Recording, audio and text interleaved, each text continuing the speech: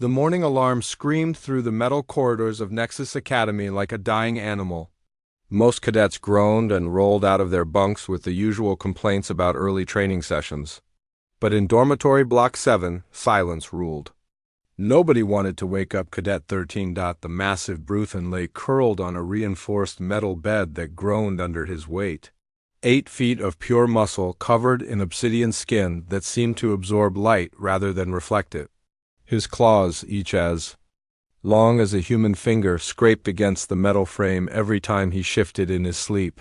Even unconscious, he looked dangerous.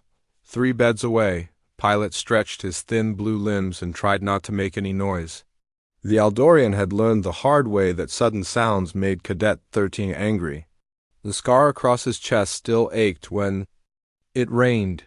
He slipped out of bed and tiptoed toward the door, hoping to reach the cafeteria before the monster woke up. The door hissed open and Pilot froze. Standing in the hallway was Medical Officer Crane, her forearms crossed over her chitinous chest. The insectoid doctor clicked her mandibles in disapproval as she looked past Pilot toward the sleeping Bruthan. "Another incident report landed on my desk this morning," she whispered. "Cadet 13 put 2 more students in the medical wing yesterday. The Zelfin boy will need surgery to repair his damaged throat sacs." Pilot winced. He remembered the training exercise where Cadet 13 had grabbed the amphibious cadet by the neck and squeezed until the breathing organs collapsed. The instructors said it was an accident, but everyone knew better. Nothing Cadet 13 did was an accident. "How many does that make this month?" Pilot asked, keeping his voice low. 17 injured, 4 instructors hospitalized. 3 combat simulators destroyed beyond repair. Medical Officer Crane's compound eyes reflected the corridor lights. As she spoke, "Commander Thale is calling an emergency meeting this afternoon. The other species representatives are threatening to pull their students from the academy." The sound of shifting metal made them both look back toward Cadet 13's bed. The Bruthan was stirring, his amber eyes beginning to glow in the dim light. Pilot and the medical officer quickly moved away from the dormitory entrance. In the academy's main corridor, other cadets were already moving toward the training facilities. They walked in small groups, talking quietly among themselves, but they all gave Dormitory Block 7 a wide berth. Everyone knew what lived in there. Instructor Voss stood near the entrance to Combat Arena 3, checking his tablet and trying to look confident. The scarred veteran of 12 different wars had fought against pirates, rebels, and interdimensional invaders. But the prospect of supervising another training session with Cadet 13 made his hands shake slightly. "Maybe we should use the containment protocols today," suggested Assistant Instructor Dell. The young Corvin's spotted fur was already standing on end with nervousness. "Full energy barriers, remote supervision, maximum security measures." Voss shook his head. "The Academy Board wants us to treat him like any other cadet. They say isolation and containment only make the aggression worse." He paused, watching the entrance to Dormitory Block 7. "Though I'm starting to think the board members have never actually met a Bruthan." The sound of heavy footsteps echoed through the corridor. Conversation stopped.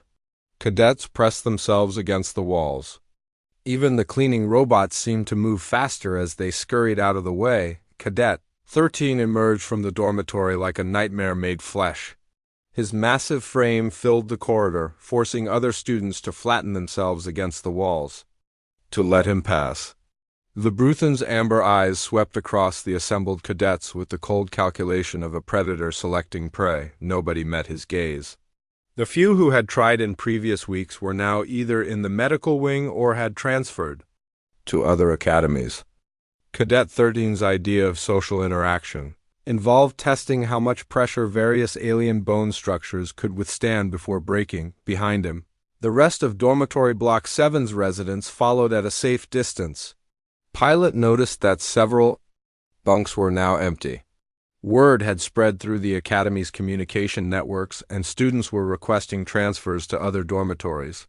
Some had simply packed their belongings and left the Academy entirely. In the combat arena, safety barriers hummed to life. The energy fields were designed to contain explosions from military-grade weapons, but everyone wondered if they would be enough to stop a fully enraged Bruthan. The arena's medical systems activated automatically, flooding the air with healing. Nanobots and emergency stasis fields. Cadet 13 entered the arena and moved to the center platform. His claws extended involuntarily as he scanned the other students, looking for potential opponents. The other cadets huddled near the entrance, none willing to volunteer for what would inevitably become another trip to the medical wing. Today's exercise involves team coordination and defensive positioning, Instructor Voss announced through the arena's communication system. He had learned to conduct these sessions from the safety of the observation deck. Cadets will work in groups of 4 to navigate the obstacle course while defending against simulated enemy attacks. Cadet 13 stood alone in the center of the arena. Nobody approached him. Nobody wanted to be on his team. The massive Bruthan's breathing grew heavier as he realized he was being isolated again. "I need 3 volunteers to work with Cadet 13. Instructor Voss called out. The request was met with complete silence. Several cadets took steps backward, putting more distance between themselves and the BRU than the silence stretched on for nearly a minute, before 3 of the Academy's security officers entered the arena. They wore full combat armor and carried stun weapons, but their body language suggested they would rather be anywhere else in the galaxy. "We'll participate in today's exercise," announced Security Chief Rex through his helmet's communication system. His voice carried the tone of someone volunteering for a suicide mission. The exercise began with predictable results. Cadet 13 moved through the obstacle course like a force of nature, destroying barriers instead of navigating around them and treating the simulated enemies as real threats requiring lethal force. When one of the security officers tried to provide tactical guidance, the Bruthan grabbed him by the throat and lifted him off the ground. "Stand down, Cadet 13. Instructor Voss's voice crackled through the arena speakers. "Release the security officer immediately." For a moment it looked like the Bruthan might ignore the order. His grip tightened around the security officer's throat while his free hand extended its claws toward the man's chest. Then, with visible reluctance, he released his grip and let the officer drop to the ground. The exercise ended early. Again. In the Academy's administrative offices, Commander Thale reviewed the incident reports while representatives from 12 different species argued over video communication links. The debate had been going on for 3 hours, and the conclusion was becoming inevitable. "The Bruthan cadet is a danger to every other student in this facility," declared Ambassador Crix of the Altarian Republic. "Our young people came here, too. Learn military tactics and leadership skills, not to serve as prey for an unstable predator." "The Zelthan Parliament agrees," added Representative Morth. "We cannot continue to risk our citizens' lives for the sake of one problematic student." Commander Thale rubbed his temples, feeling a headache building behind his eyes.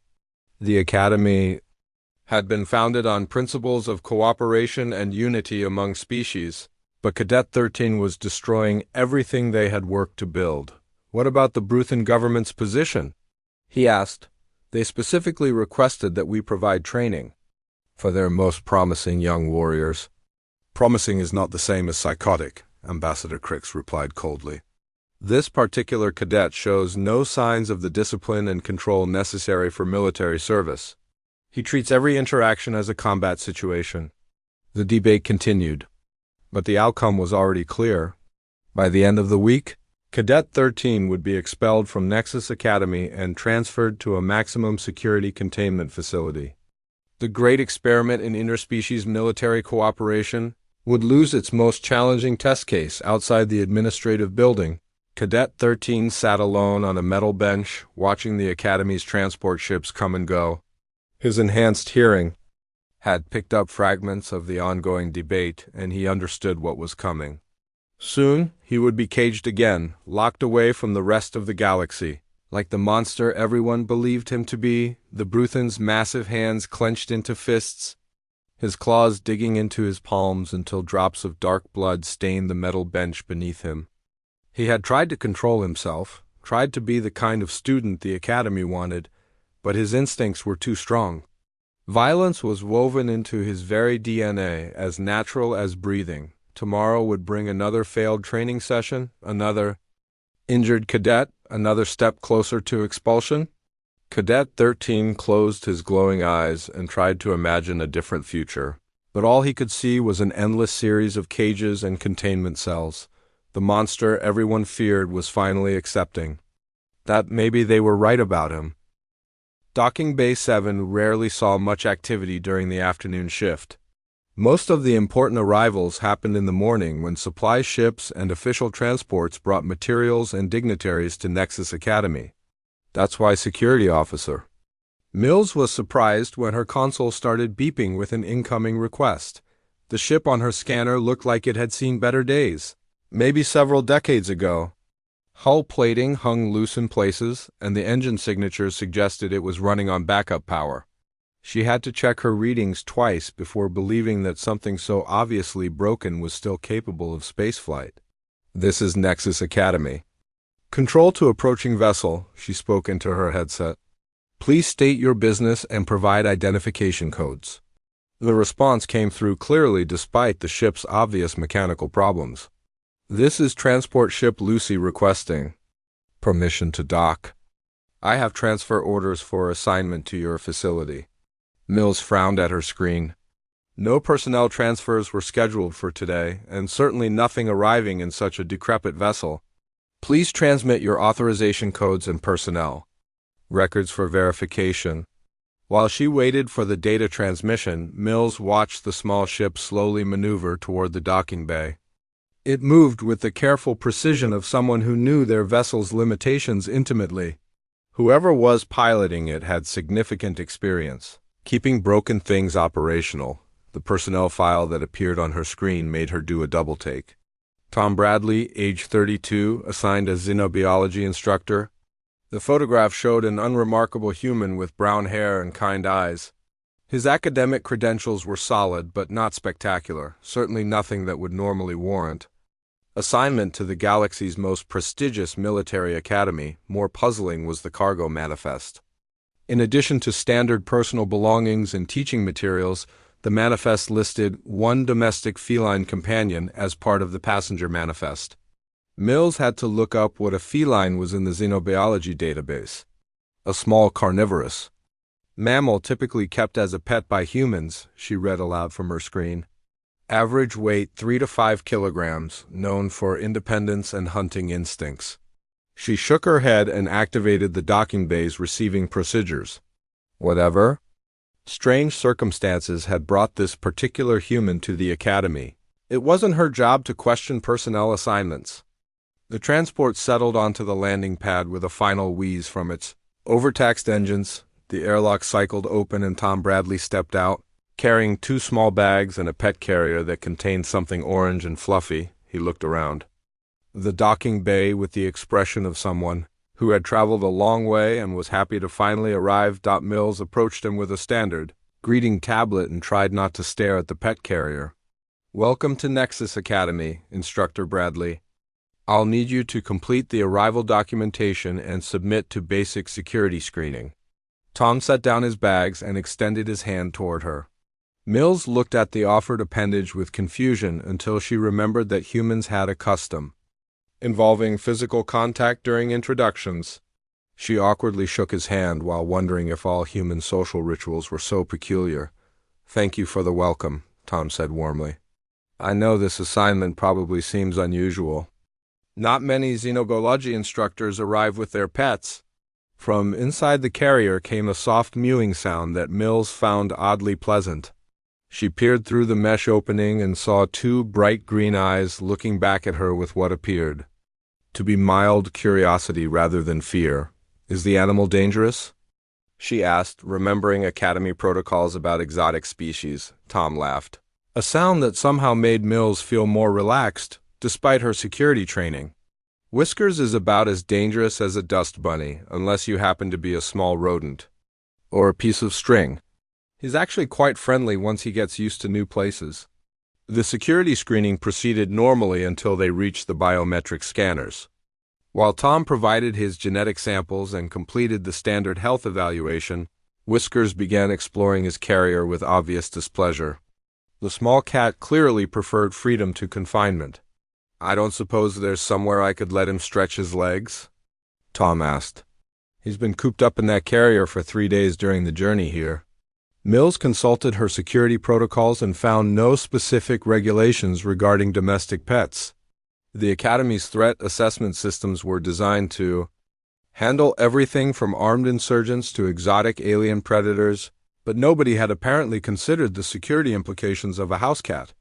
"I suppose the receiving area is secure enough," she decided. "Just keep him away from the sensitive equipment." Tom opened the carrier and Whiskers emerged with the dignified air of royalty granting an audience to commoners. The orange tabby stretched, yawned, and began investigating his new surroundings with typical feline thoroughness. Mills watched in fascination as the small creature showed absolutely no fear of the alien technology surrounding him. "He seems very calm for being in such an unfamiliar environment," she observed.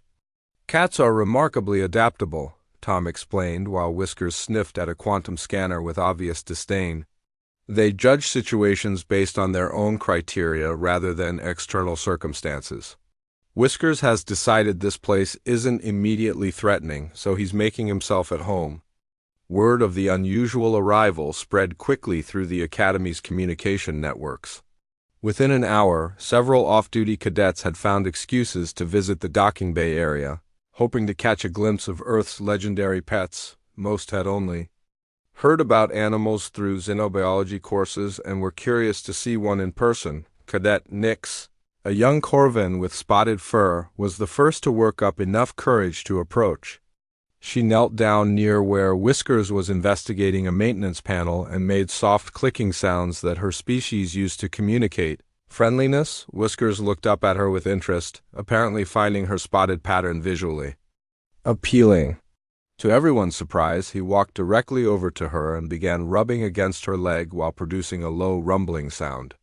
"He's purring," Tom explained to the gathered cadets. "It means he likes you." Cats purr when they're content or trying to comfort others. More cadets gathered around as Whiskers distributed his attention equally among them, seemingly unconcerned that he was surrounded by beings from half a dozen different species. The small cat treated everyone the same, judging them by their intentions rather than their appearance. Commander Thale arrived at the docking bay after receiving reports of an irregular situation from his security staff. He expected to find some sort of diplomatic incident or security breach, not a group of his most elite cadets sitting on the floor playing with a small orange animal. "Instructor Bradley, I presume," he said, trying to maintain official dignity while Whiskers wound between his legs. "I trust your journey was acceptable?" Tom stood and offered another handshake, which Thale accepted with slightly more confidence than Mills had shown. "Very pleasant, thank you. Whiskers and I are both looking forward to contributing to the Academy's mission." "About your pet," Thale began, then paused as Whiskers sat down directly on his feet and began purring loudly. "I'm not certain our regulations cover this situation." "I understand the concern," Tom replied calmly. "But I assure you that Whiskers won't interfere with Academy operations. In fact, I think you'll find that he might actually help with some of the challenges you're facing here." Thale was about to ask what that meant when his communication device chimed with an emergency alert. Another incident in Combat Arena 3, another injured cadet. Another day closer to the dissolution of the Academy's interspecies program. "I'm afraid I'll have to cut this orientation short," he said grimly. "Please report to administrative processing for your room assignment and duty schedule. We'll discuss your pet's status later." As Thale hurried away toward the latest crisis, Tom gathered Whiskers back into his carrier despite protests from several cadets who had been enjoying the cat's company. The small crowd dispersed reluctantly, many of them already looking forward to seeing the friendly Earth animal again. "That was interesting," Mills commented as she watched the cadets leave. "I've never seen them so relaxed around a new arrival." Tom smiled as he shouldered his bags. Cats have that effect on people. They help others remember that not everything in the universe is a threat to be fought or a problem to be solved. Sometimes The best response is just to sit quietly and enjoy the moment. He headed toward the administrative section with Whiskers meowing softly from his carrier, already planning how he might introduce his xenobiology students to practical lessons in interspecies cooperation. Neither he nor his cat had any idea that their presence at the academy was about to change everything for a certain dangerous Bruthan cadet who had never experienced kindness from another living being. In Combat Arena 3, Cadet 13 stood over another unconscious opponent while instructors shouted orders through the communication system. The massive Bruthan's amber eyes glowed with frustrated rage as he realized that once again, his inability to control his violent instincts had hurt someone who didn't deserve it. Tomorrow would bring another disciplinary hearing, another disappointed lecture from Commander Thale, another step closer to the isolation cell that awaited him. But tonight, somewhere in the Academy's residential section, a small orange cat was settling into his new home, completely unaware that he was about to become the most important teacher the Academy had ever employed. The xenobiology laboratory had been designed to accommodate specimens from across the galaxy, but Tom Bradley found himself wondering if the architects had ever considered housing a common house cat. Whiskers had spent his first morning at Nexus Academy systematically exploring every corner of their assigned quarters, rejecting 3 different sleeping spots before finally settling on top of a quantum microscope. Tom was reviewing his lesson plans when Commander Thale's voice echoed through the facility's communication system. All personnel to emergency stations. Medical teams to Combat Arena 3 immediately. This is not a drill. Through his laboratory window, Tom could see cadets and instructors hurrying through the corridors toward the medical facilities. The urgency in their movements suggested this was not an unusual occurrence. He gathered Whiskers from his perch on the microscope and decided to investigate. The corridors buzzed with nervous energy as beings from a dozen different species whispered among themselves. Tom caught fragments of conversation as he walked toward the source of the commotion. Cadet 13 again, an insectoid instructor clicked to her colleague. "Third incident this week." "That Bruthan is going to kill someone eventually," replied a blue-skinned cadet. "My dormitory is requesting transfers to other academies." Tom arrived at Combat Arena 3 to find a crowd gathered outside the observation deck. Through the reinforced windows, he could see medical personnel working over an unconscious figure while security officers maintained a safe perimeter around a massive black shape in the center of the arena. "Excuse me," Tom said to a nearby instructor. "What exactly happened here?" The scarred veteran turned to look at Tom with eyes that had seen too much violence. "Cadet 13 lost control again during a training exercise. That's the 19th cadet he's put in the medical wing this semester." Through the window, Tom got his first clear look at the infamous Cadet 13. The Bruthan stood motionless in the arena's center, his 8-foot frame radiating barely contained violence. His obsidian skin seemed to absorb the arena's lights, and his amber eyes glowed with an intensity that made even the security officers nervous. What struck Tom most, however, was not the obvious danger the creature represented. It was the profound isolation in the Bruthan's posture. Cadet 13 stood alone in a space designed for cooperation and teamwork, surrounded by others but connected to no one. "Has anyone tried talking to him?" Tom asked quietly. The instructor looked at him with surprise. "Talking to him? That thing doesn't understand anything except violence." The Bruthan species are natural predators from a high-gravity world where only the strongest survive. Tom shifted Whiskers to his other arm and studied the scene below. The injured cadet was being carried out on a medical stretcher while Cadet 13 remained motionless, his claws slowly extending and retracting in what looked like anxiety rather than aggression. "He looks upset about hurting the other student," Tom observed. "Upset?" The instructor's voice carried disbelief. "Bruthans don't feel upset. They feel hungry or angry or satisfied after a successful hunt. Emotional complexity isn't part of their psychological makeup." Tom continued watching as Commander Thale entered the arena with a full security escort.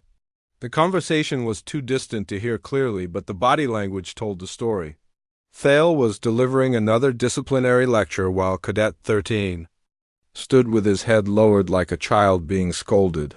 "I'd like to observe the next training session," Tom said suddenly. The instructor stared at him. "Are you insane? That creature has hospitalized 4 of our most experienced combat instructors. What makes you think a xenobiology teacher would survive 5 minutes in the same room with him?" "I won't be going into the arena," Tom clarified. "I just want to watch from the observation deck." Sometimes understanding a species requires seeing them in their natural behavior patterns. The next morning, Tom arrived at Combat Arena 3 with Whiskers perched on his shoulder. The small cat had developed a routine of accompanying Tom everywhere, seeming to understand that his human preferred not to be alone in unfamiliar places. The arena was already active when they arrived.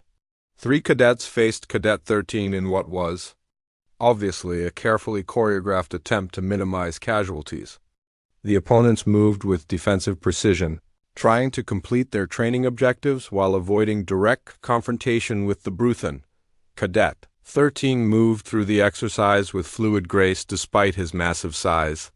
His enhanced reflexes and natural strength made the combat simulation look effortless, but Tom noticed something the other observers missed. The Bruthan was holding back, deliberately pulling his strikes and avoiding vulnerable areas on his opponents. "He's trying not to hurt them," Tom murmured to Whiskers, who responded with a soft purr. The observation deck was crowded with instructors and cadets, all watching the exercise with the morbid fascination of spectators at a gladiatorial match. Everyone expected violence. Everyone was waiting for the moment when Cadet 13's control would slip and another student would end up in the medical wing. That moment came when one of the opposing cadets, a young Altarian, stumbled during a defensive maneuver and fell directly into Cadet 30's path. The Bruthan's massive claws were already extended for a training strike that would have ended the exercise safely, but suddenly his opponent was in a position where the blow would be lethal. Time seemed to slow as Cadet 13 tried to redirect his attack. His enhanced reflexes were fast enough to pull the strike, but the sudden change in momentum threw him off balance. Instead of completing the training maneuver safely, he reached out instinctively to steady himself. His claws caught the Altarian cadet across the chest, ripping through the protective training armor like paper. Blood sprayed across the arena floor as the injured student screamed and collapsed. The observation deck erupted in shouts and alarms. Medical teams rushed into the arena while security officers surrounded Cadet 13, who stood frozen over his fallen opponent. The Bruthan's amber eyes were wide with shock, his massive hands trembling as he stared at the blood on his claws. "Another accident," someone in the crowd said bitterly. "How many more students have to die before someone makes the obvious decision?" Tom watched Cadet 13's reaction carefully. The Bruthan wasn't showing satisfaction or predatory pleasure. He was showing horror. His body language screamed distress as medical personnel worked to stabilize his injured opponent. Without thinking, Tom stepped forward toward the arena entrance. Several hands grabbed his arms to stop him. "Don't be stupid," Instructor Voss hissed. "He's in full combat mode now. He'll kill you before you take 3 steps into that arena." Tom gently freed himself from their grip. "He's not in combat mode. Look at him." Below them, Cadet 13 had backed away from the medical team and was pressed against the arena wall. His claws were retracted, his head lowered, and his entire posture radiated shame rather than aggression. Tom walked to the arena entrance with Whiskers still perched on his shoulder. The security officers tried to block his path, but he spoke with calm authority. "I'm going to talk to him, nothing more." "Sir, Academy regulations require that we prevent unauthorized personnel from entering active combat zones," Security Chief Rex said through his helmet speakers. "Then authorize me," Tom replied simply. "I'm a xenobiology instructor. This is exactly the kind of situation I'm trained to handle." The arena fell silent as Tom stepped through the entrance barrier. Every eye in the observation deck focused on the unremarkable human walking calmly toward the galaxy's most dangerous cadet. Whiskers seemed completely unconcerned by the situation. Maintaining his relaxed position on Tom's shoulder, Cadet 13 looked up as Tom approached, his amber eyes reflecting confusion and pain. The massive Bruthan had never encountered a being who walked toward him without weapons or fear. His instincts told him to prepare for either attack or retreat, but something about the human's calm demeanor short-circuited his normal responses. Tom stopped about 6 feet away from the Bruthan, close enough to speak normally, but far enough to give the stressed creature personal space. Whiskers chose that moment to jump down from Tom's shoulder and begin exploring the arena floor with typical feline curiosity. "Hello, Cadet 13, Tom said in the same gentle tone he used when speaking to his cat. "I'm Tom Bradley, the new xenobiology instructor. This is Whiskers." The Bruthan stared at the small orange cat, who was now investigating a piece of training equipment with obvious disdain. Whiskers seemed to find the entire combat arena beneath his standards, dismissing sophisticated military technology with the casual indifference that only cats could manage. "I saw what happened," Tom continued. "It was an accident. You tried to avoid hurting your opponent." Cadet 13's voice was like gravel sliding down a mountain when he finally spoke. "I cannot control it. The violence is part of what I am." Tom knelt down as Whiskers wandered closer to the massive alien. "Violence isn't the same thing as evil. You have strength that could destroy, but you also have the choice of how to use that strength." To everyone's amazement, Whiskers walked directly up to Cadet 13 and began rubbing against the Bruthan's leg. The small cat was purring loudly, completely unimpressed by the fact that he was showing affection to a creature that had just injured another student. Cadet 13 stared down at the tiny animal with an expression of wonder. Nobody had ever approached him without fear. Nothing had ever sought his attention without trying to establish dominance or submission. The warm, rumbling sound of purring was unlike anything in his experience. "He likes you," Tom said softly. "Whiskers is a very good judge of character. He wouldn't purr like that for someone who was truly dangerous." The massive Bruthan slowly reached down with one clawed hand, moving with incredible care to avoid frightening the small cat. Whiskers responded by purring even louder and pressing against the offered palm. For the first time in his life, Cadet 13 experienced the simple pleasure of gentle contact with another living being. The cat's warmth against his palm created something entirely new in his emotional vocabulary, the desire to protect rather than dominate. In the observation deck above, every witness held their breath as the galaxy's most dangerous cadet carefully petted a house cat while its human companion spoke quietly about strength, choice, and the difference between power and violence. Nobody realized they were watching the first lesson in a curriculum that would transform not just one troubled student, but the entire Academy's approach to interspecies cooperation.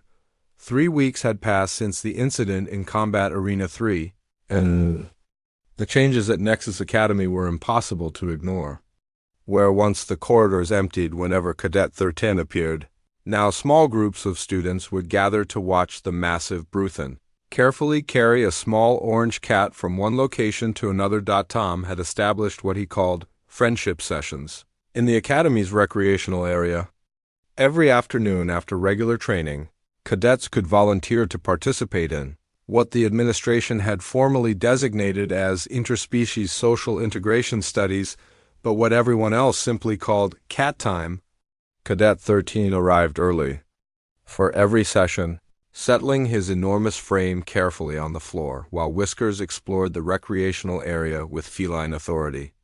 The cat had decided that his favorite perch was directly on top of the Bruthan's head, a position that gave him an excellent view of the room while providing Cadet 13 with a constant reminder of the responsibility that came with his strength. "The key to understanding other species," Tom explained to the gathered cadets, "is recognizing that aggression usually comes from fear or misunderstanding rather than malice."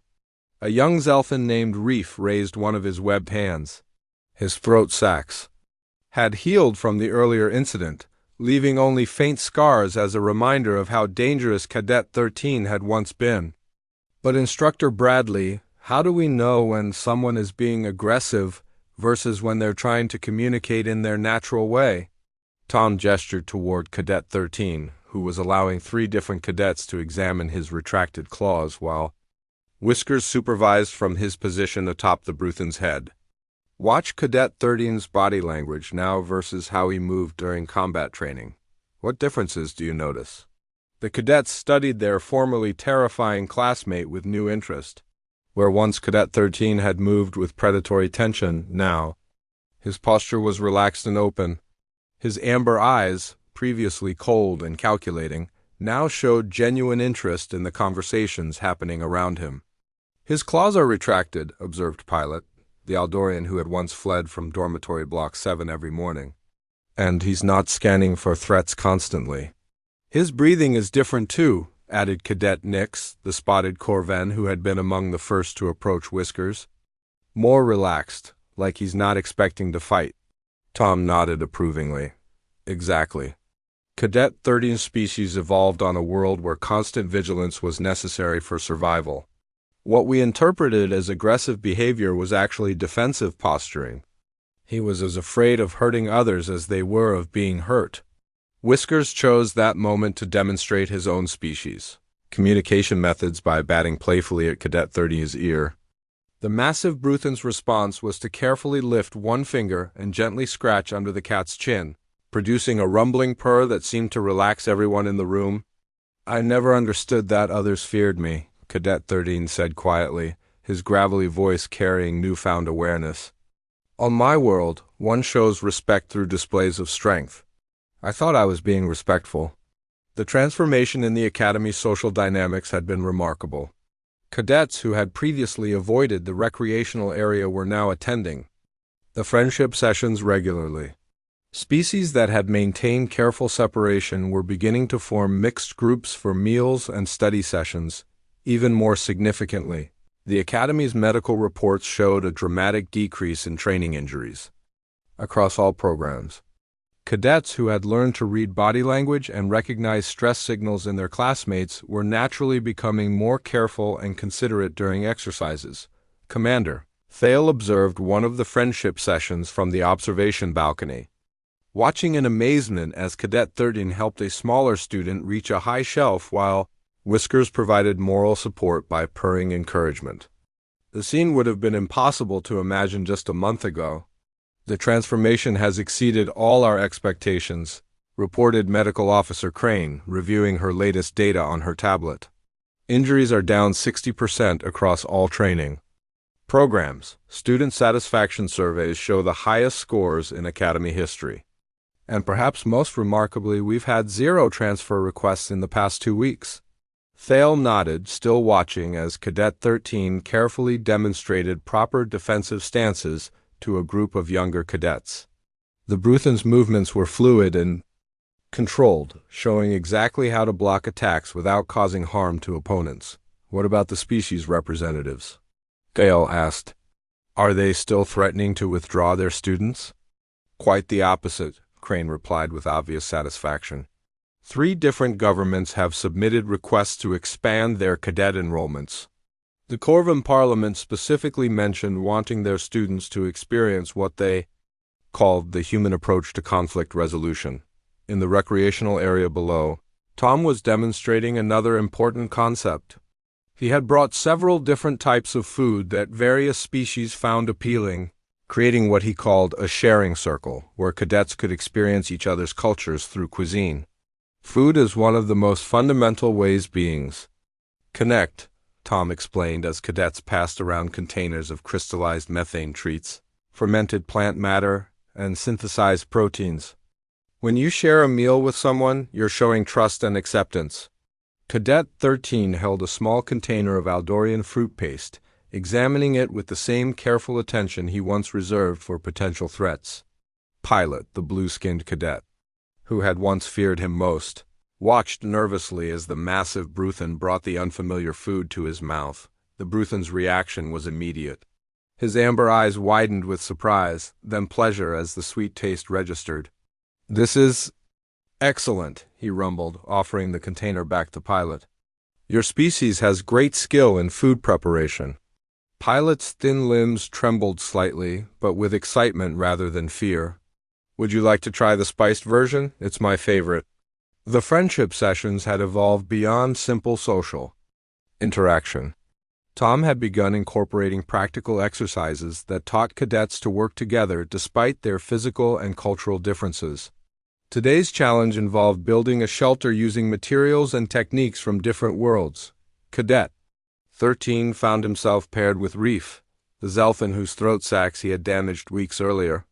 The amphibious cadet's initial nervousness was obvious, but Whiskers had planted himself firmly between them, purring loudly as if to say that everything would be fine. Your species builds underwater structures, Cadet 13 observed, studying the flexible materials Reef had contributed. The techniques would be foreign to me. Reef's throat sacs fluttered nervously. And your people build for high gravity and extreme weather. I don't understand how to make things strong enough.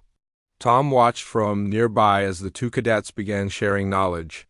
Reef showed Cadet 13 how to create flexible joints that could bend without breaking, while the Bruthan demonstrated reinforcement techniques that could withstand enormous pressure. Whiskers supervised by sitting on their partially completed structure and offering occasional meows of approval or criticism.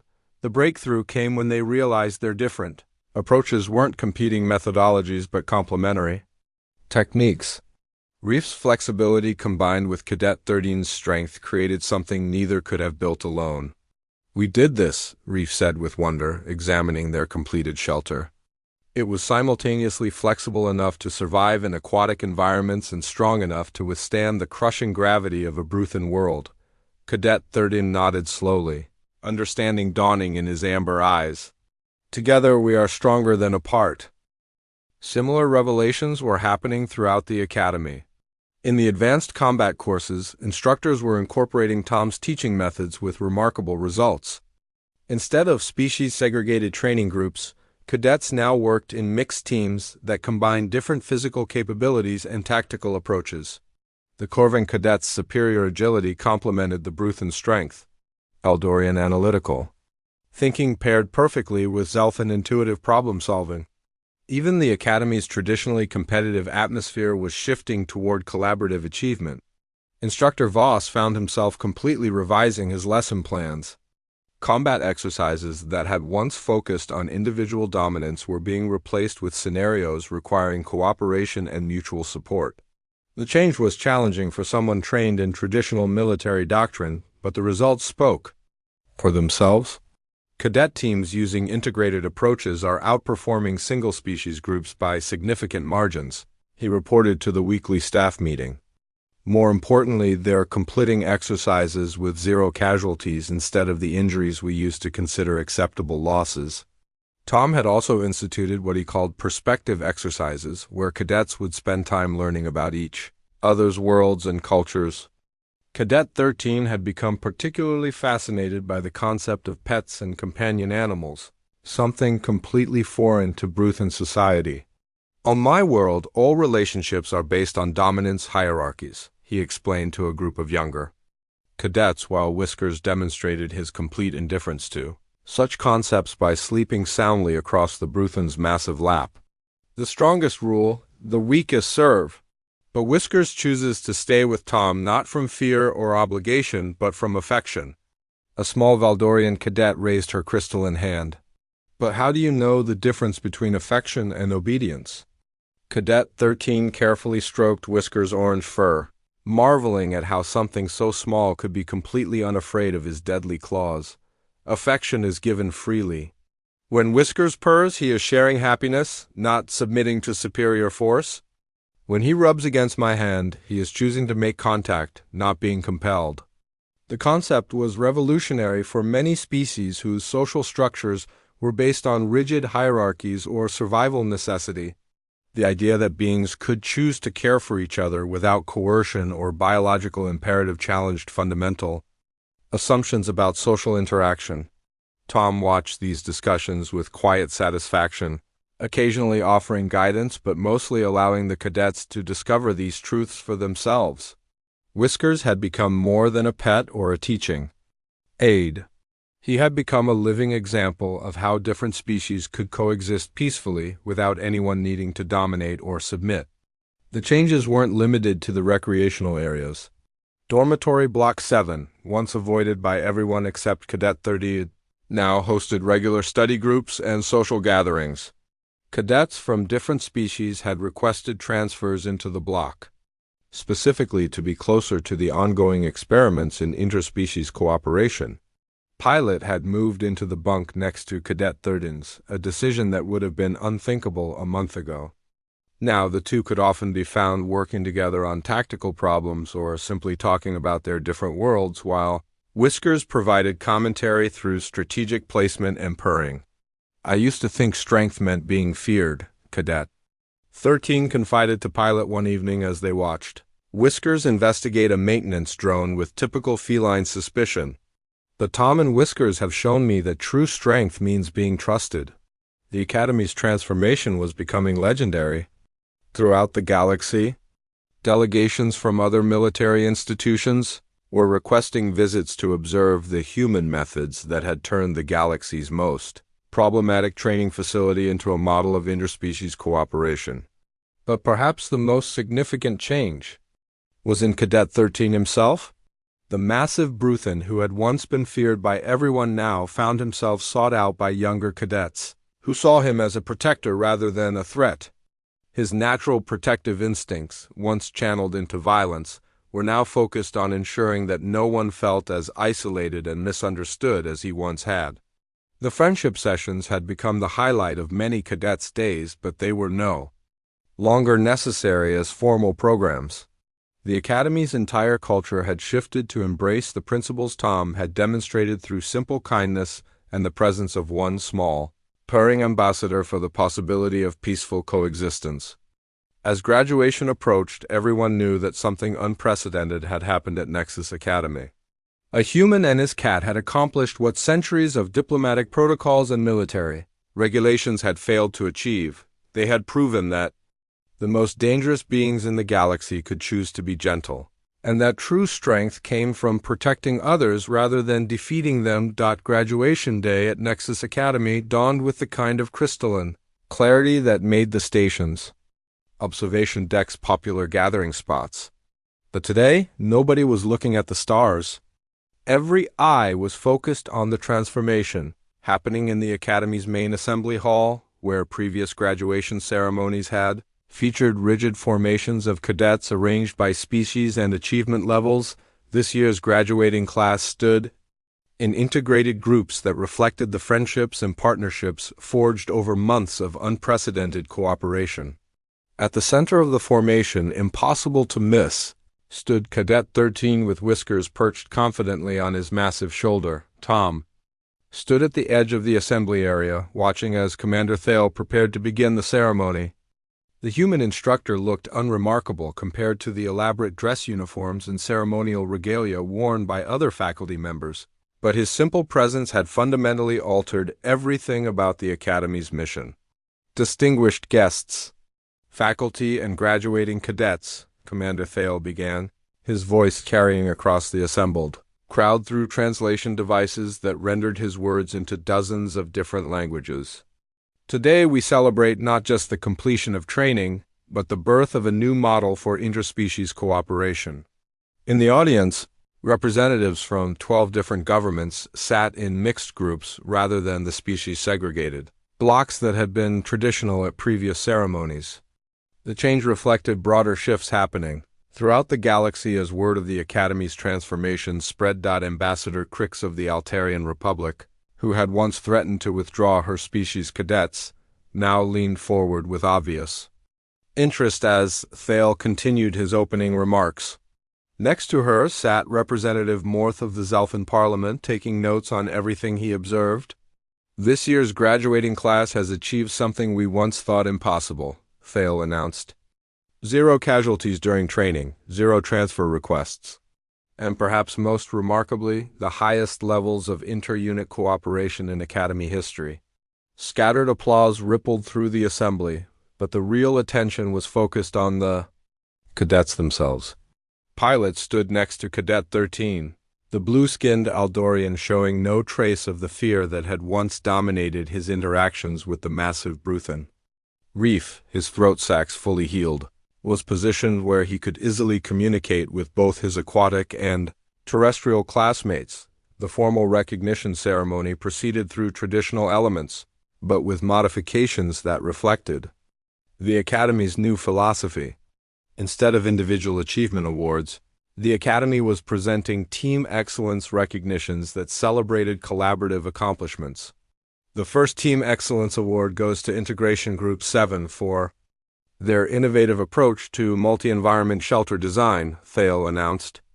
This group successfully combined Bruthan structural engineering, Zelthan environmental adaptation, and Aldorian materials science to create defensive positions suitable for any planetary conditions.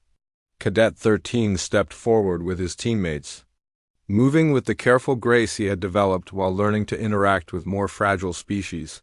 Whiskers maintained his position on the Bruthan's shoulder, apparently considering himself an integral part of any recognition his large friend received. The real surprise came when Thale announced a new category of recognition. This year, we are instituting the Cooperative Leadership Award for cadets who have demonstrated exceptional ability to bridge differences between species and foster unity in diverse groups. The assembly fell silent as everyone realized who would receive this unprecedented honor. Cadet 13's name echoed through the hall, but instead of the fear that mention of the Bruthan had once inspired, the announcement was met with enthusiastic applause from his classmates. As Cadet 13 approached the podium, Tom felt a mixture of pride and amazement at how completely the massive warrior had transformed. The being who had once been considered the Academy's most dangerous student was now being recognized as its most successful example of adaptive leadership. Cadet 13, Commander Thale said formally, please accept this recognition for your outstanding demonstration of how strength can be channeled into protection and leadership rather than domination. The Bruthan accepted the award with hands that had once been instruments of violence, but were now capable of the gentlest touch. When he spoke, his gravelly voice carried a depth of understanding that would have been impossible just months earlier. I accept this honor not for myself alone, but for all who helped me understand that true strength comes from lifting others up rather than striking them down, Cadet 13 said. Tom Bradley and his companion Whiskers taught me that the most dangerous beings are often those who have never learned the difference between power and violence. Whiskers chose that moment to meow softly, as if adding his own commentary to the proceedings. The sound carried clearly through the hall's audio systems, producing genuine laughter from an audience that had learned to appreciate the small cats. Contributions to Academy Life. Tom found himself called to the podium for recognition as the instructor whose methods had revolutionized military education. As he walked forward, he reflected on how little he had actually done. All he had offered was patience, understanding, and the presence of a small orange cat who treated every being with the same casual affection. Instructor Bradley, Commander, Thale said, your unconventional approach to interspecies relations has achieved results that decades of traditional military protocol could not accomplish. How do you explain the success of your methods? Tom looked out at the assembly, seeing faces from dozens of worlds united in shared purpose rather than divided by ancient fears and prejudices. I didn't really do anything special, he said honestly. I just remembered that most conflicts come from misunderstanding rather than malice. When beings feel safe enough to be vulnerable, they usually discover they have more in common than they have differences. He gestured toward where Cadet 13 stood with his integrated unit. Cadet 13 was never truly dangerous. He was scared and isolated, trying to communicate respect in the only way his culture had taught him. Once he learned that others weren't threats to be dominated, his natural protective instincts found their proper purpose. The graduation ceremony concluded with an unprecedented event. Instead of the traditional individual oaths of service that cadets swore to their home governments, this year's class requested permission to take a collective oath of mutual support and interspecies cooperation. Pilot spoke for the group, his voice steady and clear. We pledge to serve not just our individual species, but the cause of peaceful cooperation throughout the galaxy. We promise to remember that strength shared is strength multiplied, and that the greatest victories are those achieved without violence. As the ceremony ended and cadets began saying their farewells, Tom noticed clusters of beings from different worlds making plans to stay in contact and continue working together. The Academy had succeeded in creating something more valuable than skilled warriors. It had created bridges between species that would span the galaxy. The most touching farewell involved Cadet 13 and his dormitory mates. The massive Bruthan knelt down so he could be at eye level with Whiskers, who had become as important to him as any family member. The small cat rubbed against the alien's face one final time, purring loudly enough for everyone nearby to hear. "Thank you," Cadet 13 whispered to the cat, though his words were clearly meant for Tom as well. "You taught me that being feared and being respected are not the same thing." Whiskers responded by gently batting at the Bruthan's nose with one paw, a gesture that somehow conveyed both affection and a gentle reminder not to get too sentimental. Even at emotional moments, cats maintained their perspective on proper behavior. Ambassador Crix approached Tom as the assembly area began to empty. The Altarian diplomat's crystalline features reflected the hall's lights as she spoke with obvious sincerity. "Instructor Bradley, the Altarian Republic would like to formally request that you develop similar programs for our military academies. The transformation we've witnessed here challenges everything we thought we knew about interspecies relations." Similar requests came from representative after representative. The Corvan Parliament wanted Tom to train their diplomatic corps. The Zelthan government asked him to develop cooperation protocols for their exploration fleets. Even species that hadn't participated in the Academy's program were requesting consultations based on the reports they had received. Tom listened politely to each request while Whiskers sat in his arms, occasionally offering his own commentary through strategic meows and purrs. When the last representative finished speaking, Tom gave his answer. "I appreciate all these offers, but I think you're missing the real lesson here," he said gently. "This transformation didn't happen because of special techniques or secret knowledge. It happened because we created an environment where beings felt safe enough to be vulnerable with each other." He gestured toward where Cadet 13 was helping smaller graduates reach high shelves where their belongings were stored. Every species already has individuals like Cadet 13, beings with enormous potential who are trapped by fear and misunderstanding. You don't need human instructors or Earth cats to help them. You just need to remember that cooperation works better than domination. Representative Morth clicked his throat sacs thoughtfully. "But surely there must be specific protocols we can implement, structured programs that reproduce these results." Tom smiled and scratched Whiskers behind the ears, producing a rumbling purr that seemed to emphasize his point. "The most important protocol is the simplest one. Treat every being you meet as if they might become your friend rather than your enemy. The rest tends to work itself out." As the representatives dispersed to begin their journeys home, Tom reflected on how much had changed since his arrival at the Academy. The facility that had once been on the verge of dissolution was now being hailed as a model for the entire galaxy. Requests for admission had tripled, with waiting lists extending for years into the future, but perhaps the most significant change was in the Academy's fundamental mission. Where once it had focused on creating warriors capable of fighting enemies from other worlds, it now concentrated on developing leaders who could prevent conflicts before they began. Commander Thale found Tom in the observation deck as the last transport ships departed with their cargo of transformed graduates. The two men stood in comfortable silence, watching the stars that no longer seemed quite so distant or threatening. "I have to ask," Thale said eventually. "When you arrived here with your cat, did you have any idea this would happen?" Tom considered the question while Whiskers explored the observation deck's control panels with typical feline disdain for human technology. "I knew Whiskers was good at making friends," he said finally, "and I suspected that most conflicts come from fear rather than genuine incompatibility. But no, I never imagined anything this dramatic would happen." The galaxy owes you a significant debt, Thale said seriously. This academy alone has probably prevented more wars than our military forces have ended.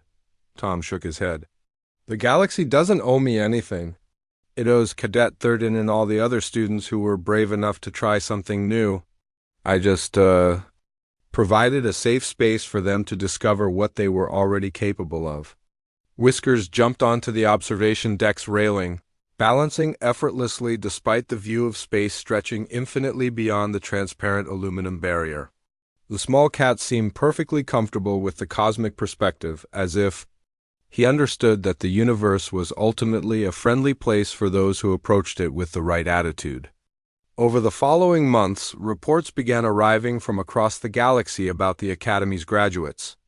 Mixed species units were outperforming traditional formations in every measurable category. Diplomatic incidents were being resolved through cooperative problem-solving rather than military intervention. Several long-standing territorial disputes had been settled through negotiations led by Academy alumni. Most remarkably, other military institutions were beginning to adopt similar approaches without any formal instruction or oversight. The idea that cooperation might be more effective than competition was spreading through the galaxy's defense. Forces like a beneficial infection. Tom established a regular communication schedule with Cadet 30, who had been assigned to a frontier patrol unit responsible for maintaining peace in a sector known for interspecies tensions.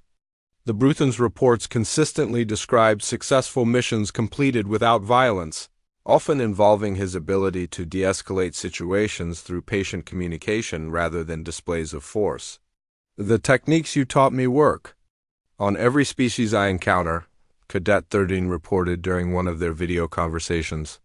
When beings see that I am not trying to dominate them, they become willing to cooperate rather than fight.